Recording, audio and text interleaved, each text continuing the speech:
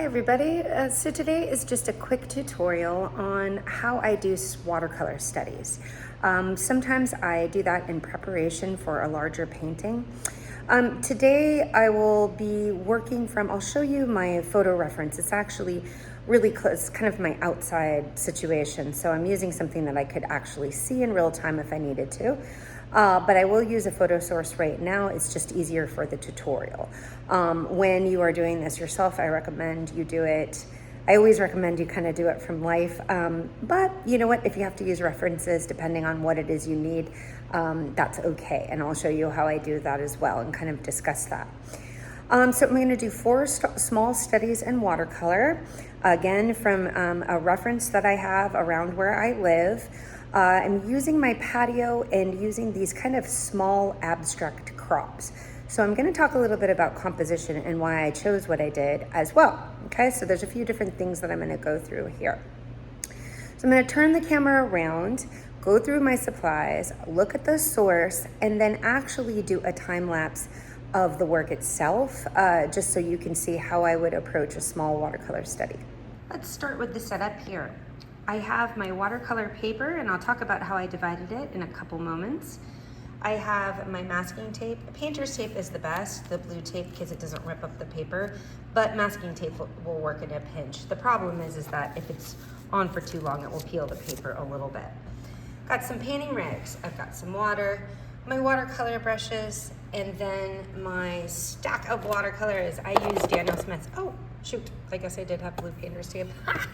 Oh well, next time. When I do watercolor, I actually use these little plastic bins. I just kind of go renegade with that one. I find a couple that I like. So you can see I'm pretty loose about cleaning them, partially because when it dries, it doesn't really matter. It doesn't get onto anything. Some of them could, sometimes too, they peel pretty nicely if you let them sit for a minute.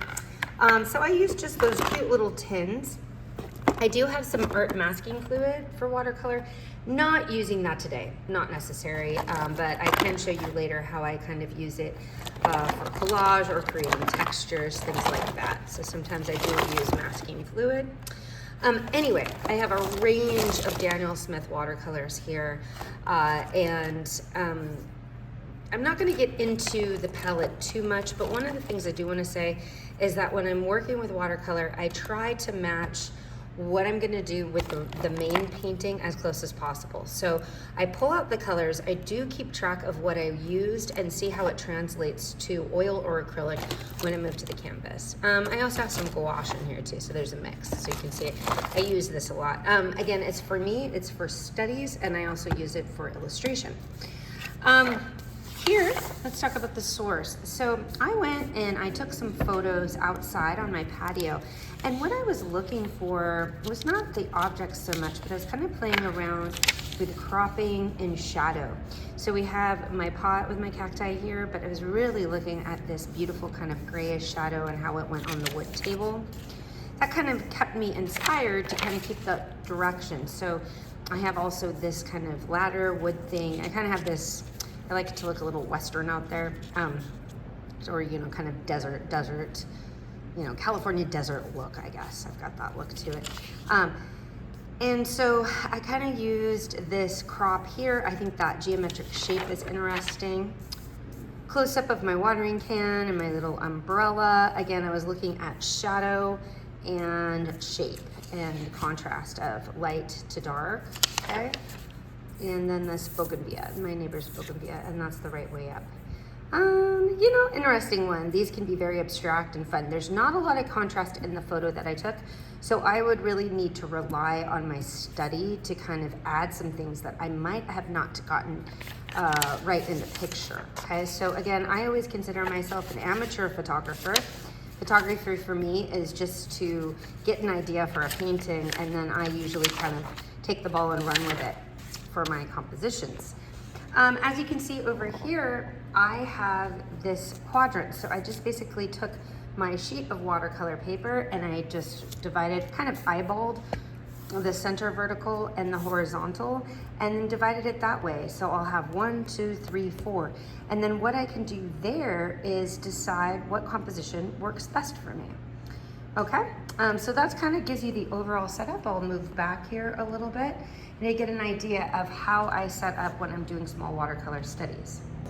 Again, why might I do this, you ask? Well, sometimes this really helps when either if you're working from a photo or you're working from location, this helps you kind of wrap your brain around your subject. And I also think I think of it as a first pass. So sometimes you can see some flaws in your initial idea. Either you're gonna see it and go, well, this is amazing, I'm gonna take the ball and run with it. Or you're gonna look at it and go, this isn't exactly what I envisioned, okay? So it's a really quick and easy way, these small studies, to get your brain wrapped around the larger composition and where you're gonna go with that. And then it's kind of like a sounding board. So any mistakes that you might be making, you can do on a small level and you can easily edit because it's so much less precious when you're doing it in this manner. Also, like I said, I'm gonna do 4 because that gives me an option. So maybe not all of them are large painting worthy. Some of them might just have to stay as studies. So this is a way that I can kind of figure that out with low stakes.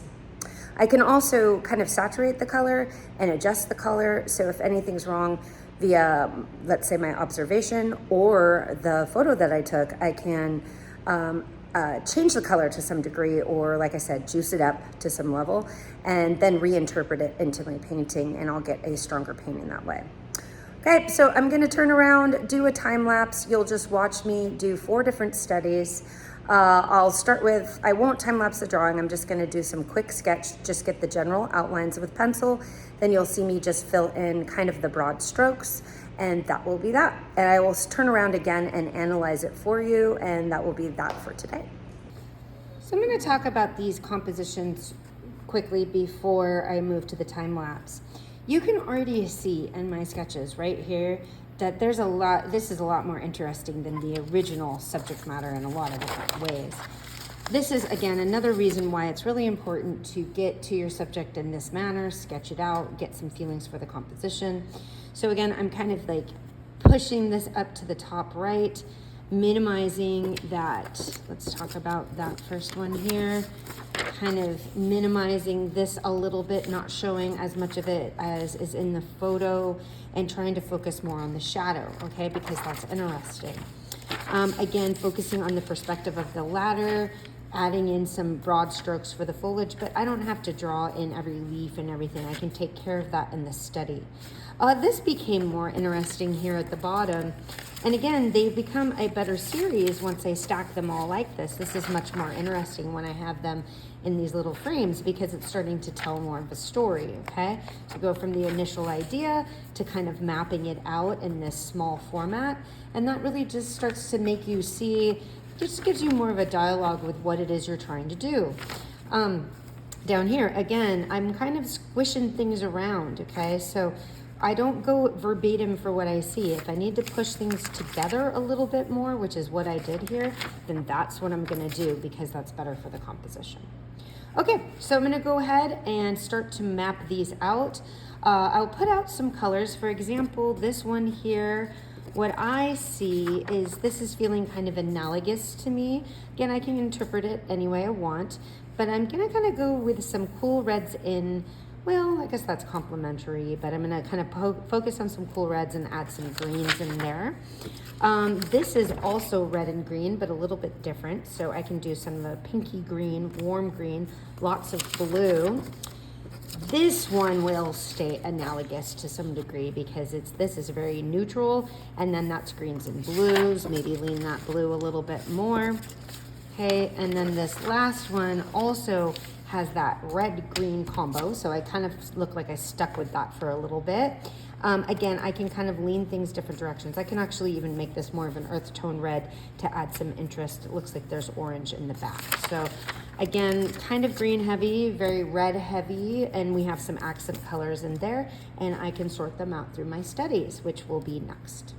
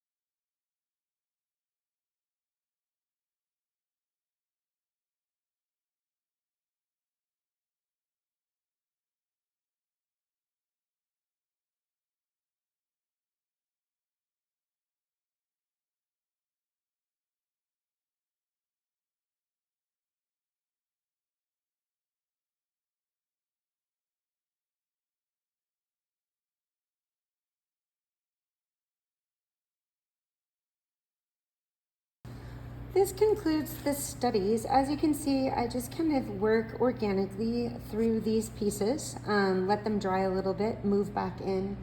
One thing that I want to add is you can always go back into with colored pencil, things like that as they dry. The lighting here is getting a little dark, so they're a little bit lighter than the room is showing, but you can kind of get the idea. This is, I kind of let myself flow as I move through these because I was starting to notice as I work through them, like what is key? What is the focal point? What do I need to address? What do I need to leave out? So then when I move to the final painting, depending on what I pick and choose, I can always go back and forth from the source to my studies and see what it is I decided to keep and what I decided to take away. This is, again, a wonderful way to dialogue with your subject and see what's important here. My watercolors, some of them are a little old, so I think some of the some of it was a little sticky to work with.